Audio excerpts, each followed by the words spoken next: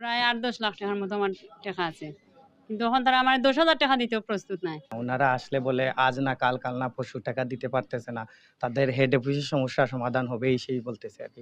চরম অর্থ সংকটে আইসিবি ইসলামী ব্যাংক লিমিটেডের হেড অফিস থেকে পর্যাপ্ত অর্থ পাঠানো হচ্ছে না মৌলভীবাজার শাখায়।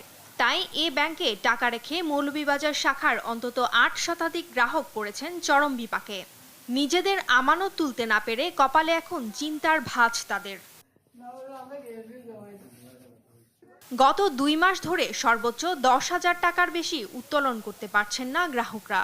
কেউ ব্যবসায়িক কাজে, কারো চিকিৎসা, আবার কেউ বিয়ের জন্য টাকা তুলতে এসে ফিরছেন হতাশ হয়ে। এ নিয়ে তীব্র উৎকণ্ঠা দেখা দিয়েছে সাধারণ গ্রাহকদের মাঝে।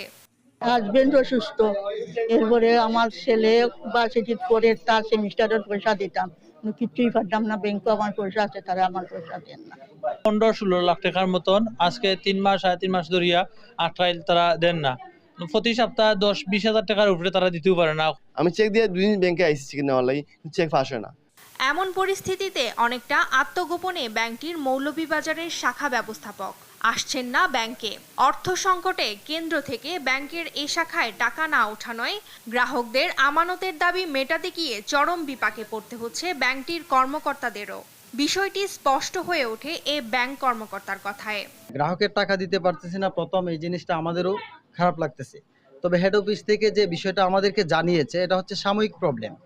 হ্যাঁ, প্রবলেমটা থাকবে না, কিছুদিনের মধ্যে এই জিনিসটা সলভ হয়ে যাবে।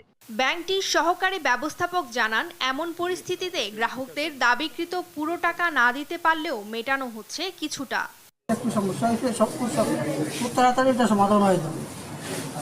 সাময়িক একটু অসুবিধা হচ্ছে, খুব তাড়াতাড়ি সমাধান হবে। অনিয়ম, খেলাপি ঋণ, নগদ টাকার অভাবসহ নানামুখী সংকটে আইসিবি ব্যাংক লিমিটেড দুর্বল ব্যাংক হিসেবে অন্য ব্যাংকের সাথে একীভূত হচ্ছে বলে জানা গেছে। নিউজ ডেস্ক, দেশ টিভি।